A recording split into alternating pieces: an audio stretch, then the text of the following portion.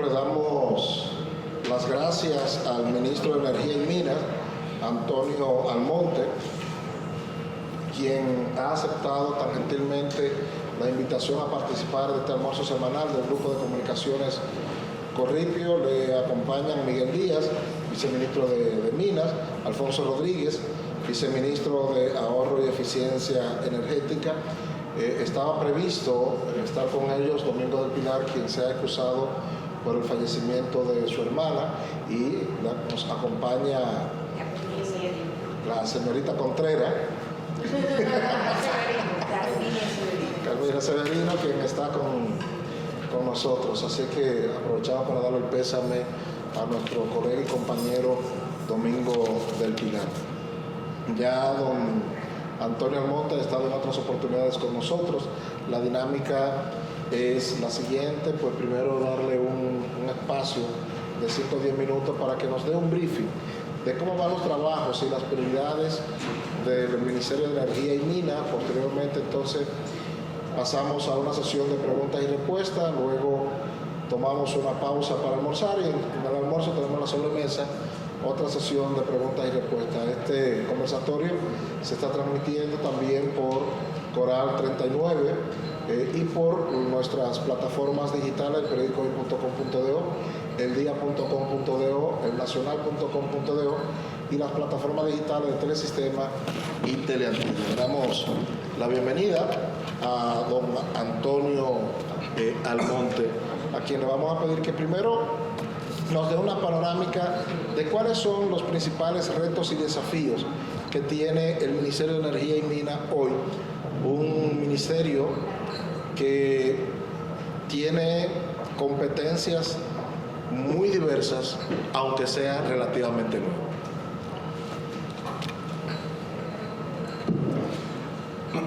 Muchas gracias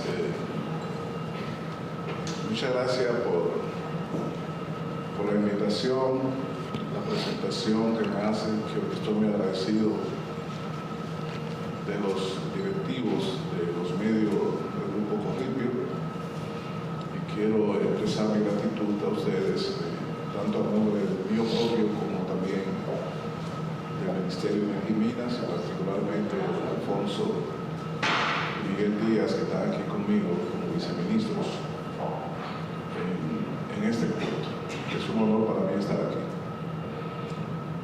Con relación a la referencia de una pequeña síntesis de los retos del sector eléctrico y minero que tiene que ver con el ministerio, puedo decir brevemente lo siguiente. En términos de energía, nosotros a la llegada nuestra al gobierno en el año 2020 nos dimos cuenta rápido que teníamos grandes retos. En primer lugar, un reto que tiene que ver con lograr un parque de generación eléctrica suficientemente moderno. La modernidad en el plano de la generación eléctrica convencional tiene que ver mucho con la tecnología que se utiliza, con la dimensión del parque, la localización incluso de muchas de las generadoras, etc.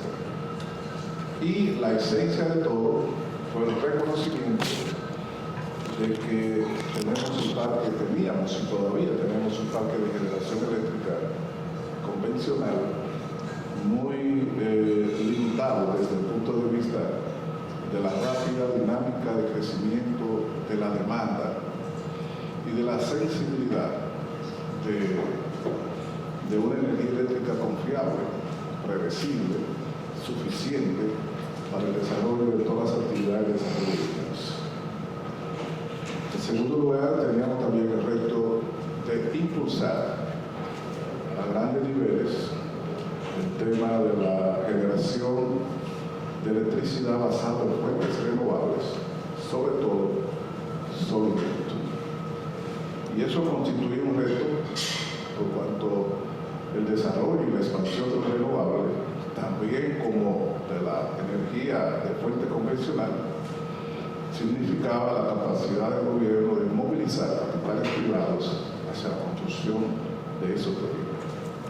Y esa movilización de capitales privados hacia la construcción de esos proyectos significa también la creación de las condiciones que los estimulan.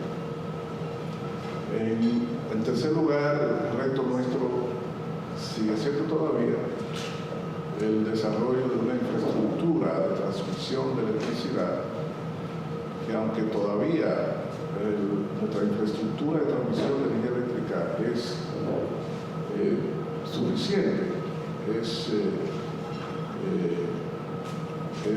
hasta cierto punto está en proceso de fortalecimiento, las nuevas inyecciones de capacidad, sea convencional como de renovables, le lanzan a ese sistema de transmisión un reto en lo que se refiere a su capacidad y su estabilidad para poder acoger energías generadas por fuentes variables como el sol y viento.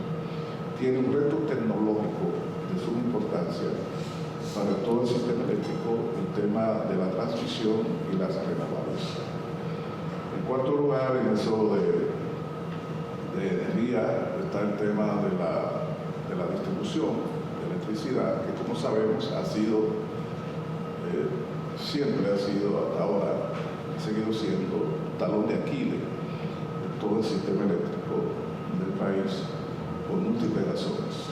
Y finalmente, quizá debí citar primero, uno de los retos importantes que enfrentamos desde el principio fue el de los cambios institucionales que requiere el sector eléctrico para fortalecer su institucionalidad como un requisito fundamental para lograr la eficiencia y las inversiones suficientes por parte del sector privado y también la transparencia en todas las transacciones que se realizan en el sector eléctrico. Esos han sido los 5 aspectos fundamentales que nosotros hemos tenido muy en cuenta y sobre los cuales hemos trabajado en el transcurso de estos años. Hemos tenido avances, a mi juicio notables en muchos de ellos aspectos, y hay otros que no hemos tenido los mismos niveles de avance, pero que estamos trabajando y tenemos muy claro cuáles son los objetivos y cuáles son los requerimientos para poder conseguir satisfactoriamente. Si quiere puedo seguir desglosando uno por uno o puedo... Vamos a hacer la dinámica de la pregunta y respuesta y ahí vamos a ir... Quiero decir que eso fue en el aspecto de energía. El aspecto de minería, quizá debo hacer una síntesis. Nuestro país posee una gran... A don Tonito Almonte deberíamos invitarle a 2 almuerzos consecutivos, lo cual de los 2 temas son más amplios. Sí. Pero parece que él se siente más cómodo como ministro de energía que de mina. Vamos a ver. Yo quisiera saber qué come Milce. No, en el tema de minería, el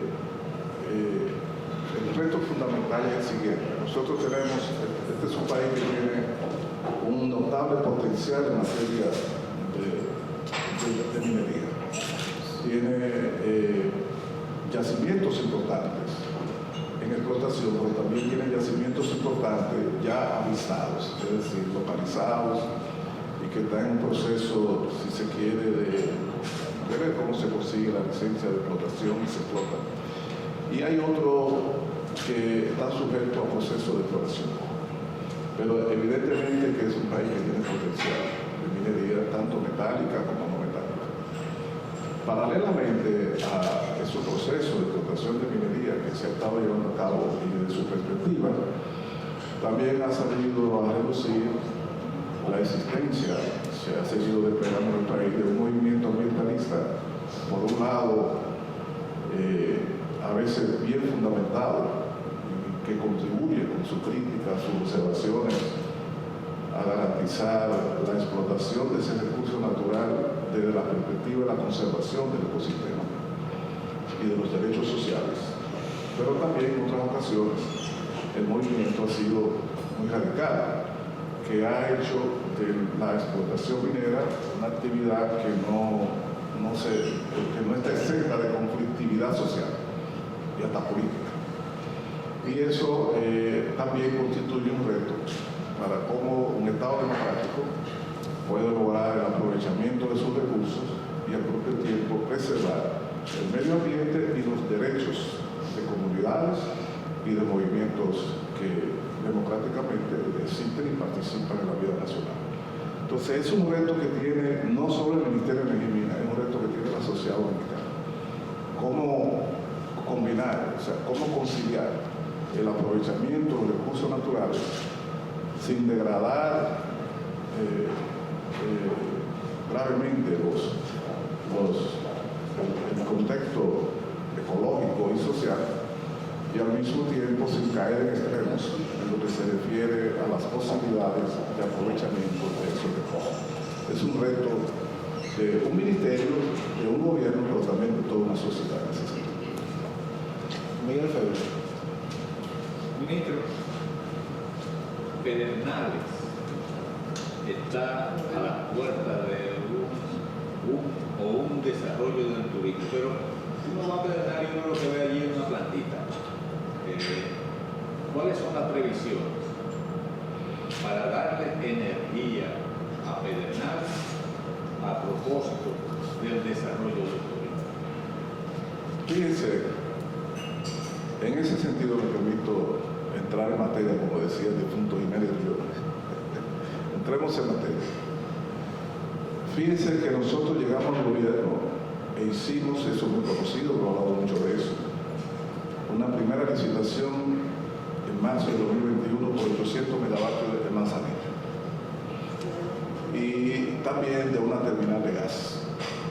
Posteriormente, a finales del 2021, lanzamos una licitación de urgencia que dio lugar a la planta de Ciba, que se construyó y se está ya generando en Boca Chica y a la casa en Azul. Ha habido un crecimiento extraordinario de instalaciones de proyectos de energía solar, fotovoltaica y eólica. Más aún, solo en este año están ahora mismo, el día de hoy, en construcción 16 nuevos proyectos de energía renovable, la mayoría de los cuales van a ser inaugurados en el transcurso de este año, posiblemente al final de este año, y que totalizan alrededor de 800 nuevos megavatios de energía renovable. ¿Para este año? Para este año. De hecho, el mes, la semana que viene, o dentro de 2 semanas, inauguran de Esperanza, que son 78 megavatios. ¿Qué quiero yo decirle con eso? En Manzanillo, digamos específicamente en Copey y Pepillo Salcedo, se está levantando ahora mismo, ya tiene un año de trabajo, una central eléctrica del Consorcio de Energía 2000, de 414 megavatios basado en gas natural. Ese es aparte de la otra 800 que hay, que se va a levantar en Manzanillo. Eso significa que nosotros estamos trabajando para la vuelta de 2 o 3 años tener 800 o 1000 megavatios más. Y dentro de 3 o 4 años, cuando se termine el gran proyecto de Manzanillo, el país debe tener alrededor de 2.500 megavatios adicionales en comparación a lo que encontramos en el 20. La energía eléctrica de Pedernales provendrá de esas fuentes. Y sí, no importa, porque allá a Manzanillo llega energía eléctrica producida en Factores Macorís. Cuando se coloque esa energía en el sistema troncal de la red de transmisión, la que llega aquí y allí, no importa dónde se produzca. Entonces, hablábamos esta semana en el nivel de transmisión que la llegada de esa energía a Pedernales a través del sistema de transmisión también está garantizado. Existe la capacidad de transporte de energía eléctrica allá. Lo que quiere decir es que Pedernales tiene garantizada la provisión de su energía. Eso es independientemente de los proyectos renovables que se puedan hacer. Pero el sistema de transmisión está listo para lo que podía ser la demanda de allá, sí. O sea, la línea del 138, y se está trabajando en una línea de 345 desde el 15 de Azo hasta Punta Catalina. ¿Qué porcentaje va a cubrir esto? O sea, lo que yo quiero decir que eso está previsto. ¿Qué porcentaje va a cubrir esta nueva solución? No te escucho bien, escucha. El porcentaje de estas centrales, ¿qué porcentaje va a cubrir a nivel nacional en el territorio? Fíjate, ¿qué resulta? Esa es muy buena pregunta. Nosotros tenemos actualmente una demanda máxima que oscila sorprendentemente, quiero llamar la atención, está oscilando entre 3.000 y 3.200 megavatios en los últimos días. Y eso es un récord. Nunca antes el país había tenido 3.200 megavatios de demanda. Y mucho menos en mayo. En mayo siempre 2.000 y pico. Ahora tenemos, siempre la demanda máxima se daba en septiembre, agosto de cada año. Ahora tenemos una máxima histórica y en mayo, lo que significa que será, o que podría ser en agosto o septiembre, una demanda que pondría a prueba la capacidad de oferta. Por suerte, que esa licitación de urgencia que hicimos, que permitió instalar la de 190 megavatios en Boca Chica y la de ASO que está en prueba ya, que inicia la prueba en estos días, la Car Power Shield. Esos son 368 megavatios que parece nos van a ayudar a cruzar este año con suficiente capacidad. Pero si tú piensas, bueno, ponga usted que el año que viene necesitemos 3.500, 3.400 megavatios. Esta capacidad nueva que yo le he dicho podría significar, qué sé yo, de esa capacidad de 2.500 había que restar de cerca de 400 que ya van a estar o que están en línea y puede significar un 60% o algo así de aquella demanda. Ahora bien, ¿qué es lo que sucede? Que las plantas nuevas que se están construyendo y las que van a construirse de acuerdo a las licitaciones producen con gas, pero tienen una tecnología de turbinas de última generación. Esa tecnología de turbinas de última generación hacen que el consumo de combustible por cada kilovatio hora que produce es mucho menor que las tecnologías existentes ahora. Por consiguiente, sale bastante más barato el kilovatio hora. Y de acuerdo al mercado eléctrico dominicano, ellos serán despachados primero. Y el ingreso de esa planta va a ir desplazando a aquellas plantas que sean más menos eficientes. Y por consiguiente, en parte, nosotros vamos a tener un crecimiento de la oferta, pero también un desplazamiento de oferta existente por la eficiencia y el menor costo de producción. Ministro, sin embargo, me sorprende ese número, 3.200, 3.000 megas, un número impresionante. Pero hay muchos apagones. Sí. ¿Es que esa gran demanda nos agarró fuera de base? No, los apagones están orientados, están determinados en parte por la causa de esa gran demanda. Es decir, no hay apagones por déficit de generación. Eso es bueno que quede claro. No existe. Esos apagones no es por déficit de generación. Lo contrario, nosotros tenemos cada día 200 y 300 megavatios ociosos, más o menos ociosos. Y dentro de unos días podemos tener más de 300. Pero todo el mundo se queja en todas partes que hay muchísimos apagones. No, pero déjame explicarle. Lo que quiero decir, en primer lugar, que los apagones no es por déficit de generación. Usted entra y pregunta, ¿por qué dice no? Hay capacidad. Los apagones se deben a que el crecimiento de la demanda por la cantidad de aire acondicionado, etcétera, por el calor, ha forzado el funcionamiento de transformadores y subestaciones que tienen 40 y 50 años de edad, en muy malas condiciones. Avería. Sí, simplemente cada transformador tiene una capacidad limitada de carga, y cada subestación y los circuitos y sus redes no tienen capacidad infinita de recibir. Cada vez que una urbanización se crea, se conecta al mismo sistema, pero la capacidad de la subestación y de los transformadores no es infinita. Cuando esa capacidad se copa, porque hay que prender más el aire y cosas, entonces los transformadores se disparan. Pero eso pasa todos los años, entonces, ¿qué se va a hacer para contrarrestar? Déjame explicarte ahorita. Las redes fallan y se producen esos apagones. En estos días, en una subestación de aquí por Guaycano y otra en Villamella, se produjo eso precisamente por los transformadores que han estado siendo sustituidos, pero mientras tanto los que vivimos ahí, como en mi caso, hemos tenido que sufrir la pela de los apagones. Yo también, anoche fue un por y vivir.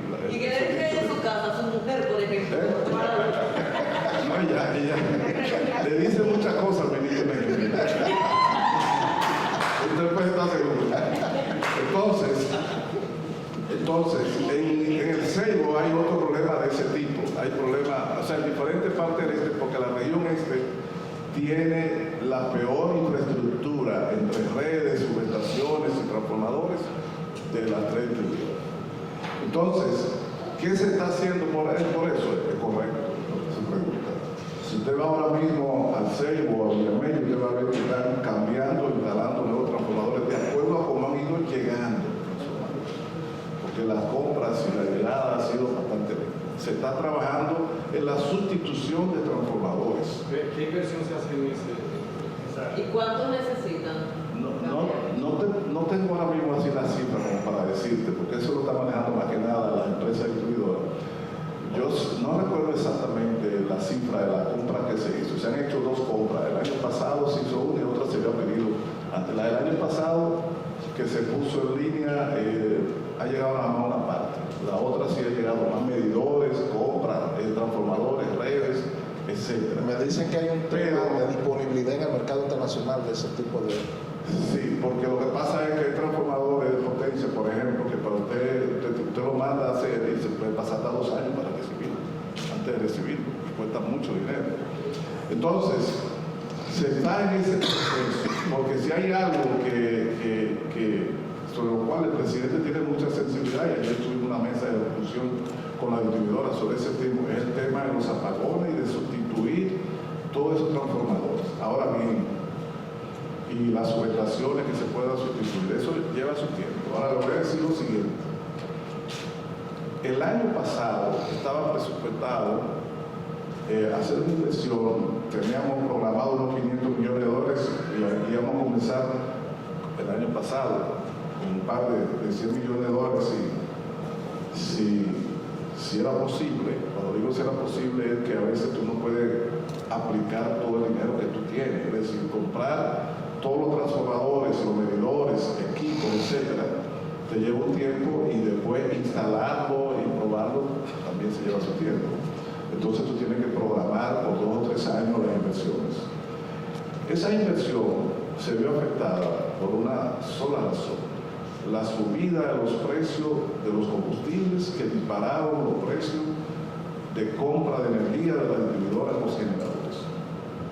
El presupuesto que se hizo en el año 2021 para el 22 se vio sobrepasado en $823 millones como consecuencia de que por el disparo de los precios de los combustibles, el precio de compra de electricidad del distribuidor a los generadores también se disparó.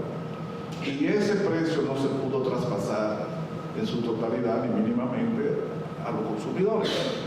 El gobierno tuvo que recurrir a su bolsillo para poder financiar ese excedente. Y entonces, si sobre el déficit que arrastra se le suman $823 millones que tiene que pagar el gobierno y a la vez pagar otros subsidios que se derivaron del conflicto, de la guerra de Ucrania y la situación internacional, no hubo suficiente dinero para hacer las inversiones. Ahora se han retomado otra vez el ritmo para las inversiones de capitales en el sector de distribución. Le voy a decir más.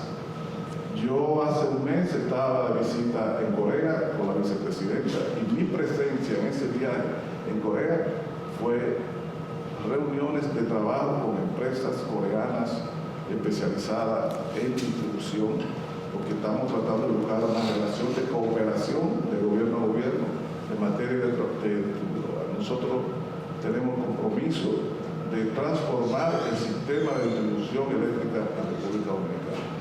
Eso naturalmente se lleva su tiempo, requiere mucha inversión y sabemos cuáles son los inconvenientes. Ahora, quiero dejar claro que los apagones de ahora no es por déficit de generación.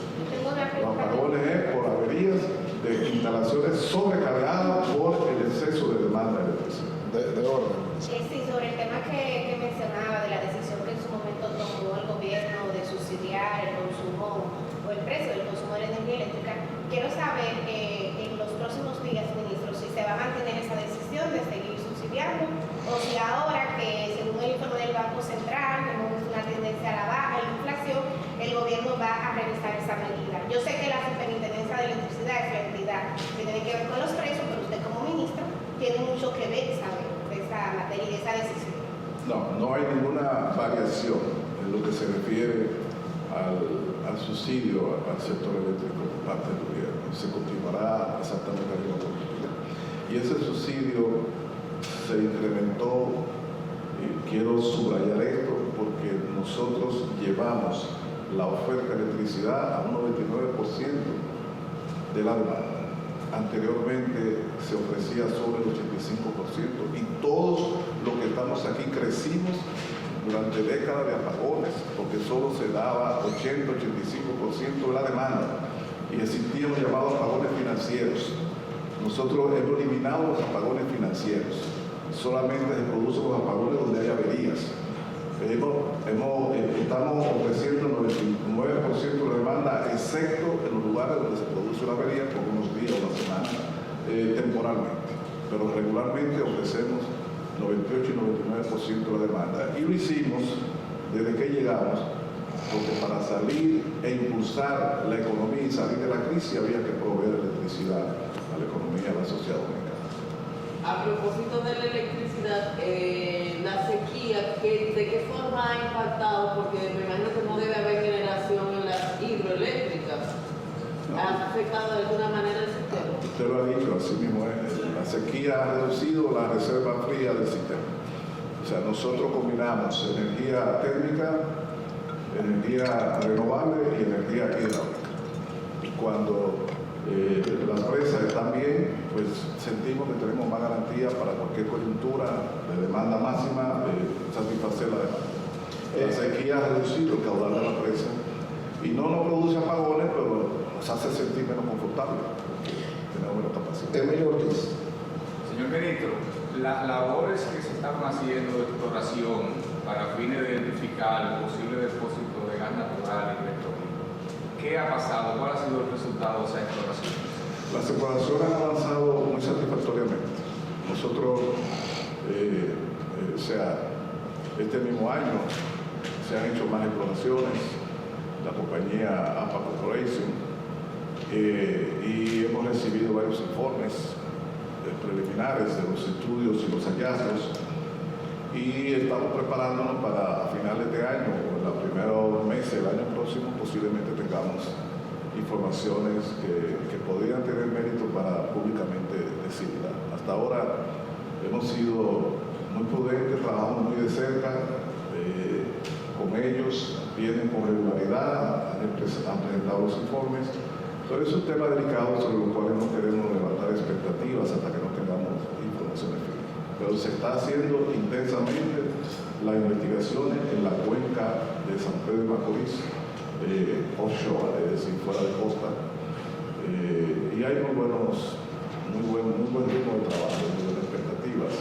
También estamos trabajando como ministerio en los preparativos para lanzar otra ronda de licitación internacional para las demás cuencas que han sido identificadas con potencial hidrocarburo en el país y que no tienen ninguna actividad de explotación en estos momentos. Que son cuencas en Asua, en el lago de Riquillo, en San José de Ocoa, en diferentes lugares. Son unas 5 cuencas más que se dice tienen potencial, y entonces los procesos de licitación tienen que basarse en un conjunto de información y estudios que se están haciendo, y es preparándonos para lanzar en algún momento una nueva ronda de licitación. El gobierno quiere que se identifique si existe o no existe hidrocarburos en el subsuelo dominicano. Dilema.